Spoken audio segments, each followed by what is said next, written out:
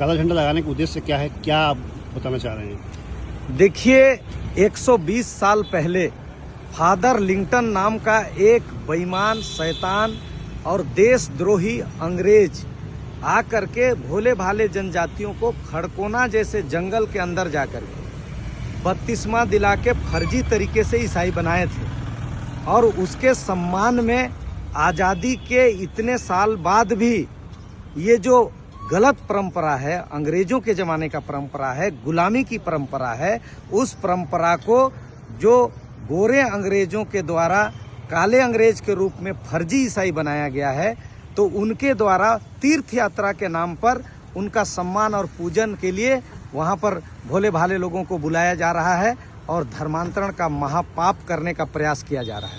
उसके विरुद्ध में आज़ादी के इतने वर्षों बाद हम लोगों ने इस बात को रिसर्च किए, ध्यान किए, अध्ययन किए कि इसी से 4 परिवार के 64 लोग को इन्होंने किया था फादर लिंटन ने। आज वे लोग 2.5 लाख से ऊपर हो गए ऐसा बताते हैं, लेकिन कोई सही आंकड़ा नहीं है। ये सारे फर्जी लोग हैं।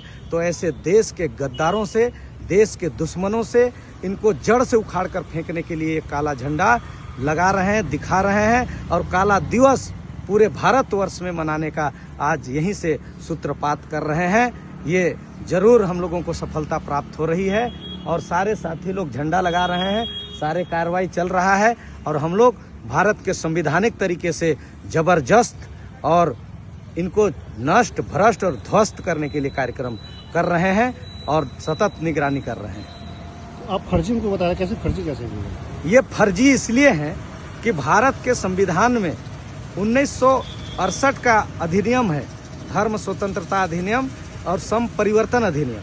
अगर आपको परिवर्तन करना है, धर्म परिवर्तन, आपको ईसाई बनना है, तो आपको बकायदा 1968 का अधिनियम का पालन करना पड़ेगा। उसके लिए कलेक्टर साहब के पास जाकर के एसडीएम के पास ज्ञापन देना पड़ेगा।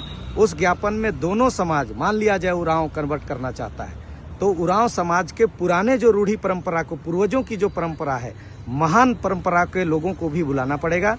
और जो अभी बना रहा है, जो फादर सिस्टर या कोई भी गद्दार या देशद्रोह या फर्जी लोग, तो उनको भी बुलाना पड़ेगा।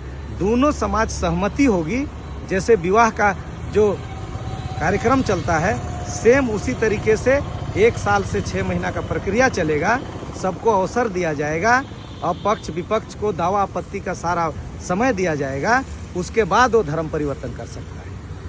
इसलिए ये लोग पूरे तरीके से फर्जी हैं और ये लोग सदा फर्जी थे, फर्जी हैं और फर्जी रहेंगे।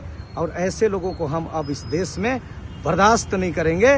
और खासकर जसपुर की इस पावन धरती में ऐसा जो महापाप किए, जिसके लिए बिरसा भगवान ने उलगुलान किए, जिसके लिए वीर बुधु भगत जी ने उलगुलान किए, जिसके लिए पंखराज साहब कार्तिक उरांव जी ने उलगुलान किए और जिसके लिए कुमार दिलीप सिंह जुदेव ने उलगुलान किए, आज उसी कारवां को आगे बढ़ा रहे हैं और हम सतत आगे बढ़ाएंगे और इनको नष्ट, ध्वस्त और भ्रष्ट करके कोई भी अंग्रेजों की मान बिंदु मैं भारत देश में, हिंदुस्तान में देखना नहीं चाहता हूं। मैं संवैधानिक तरीके से लड़ना चाहता हूं और मैं जरूर जीतते हुए जा रहा हूं।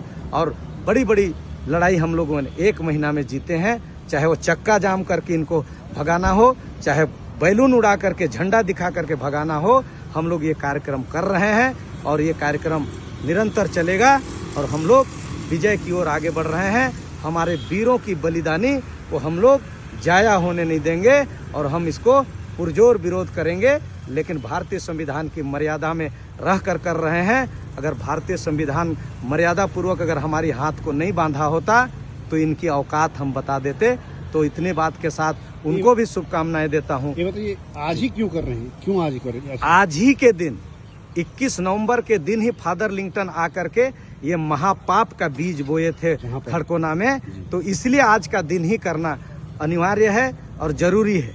कुछ लोग भी ऐसी सवाल कर रहे थे कि भाई आप आज ही के दिन क्यों कर रहे, बाद में कर लेते।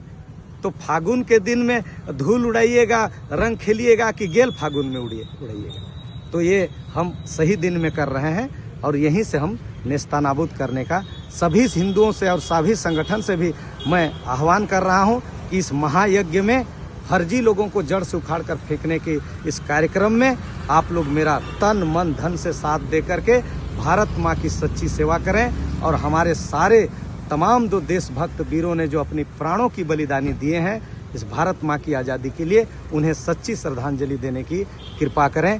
धन्यवाद।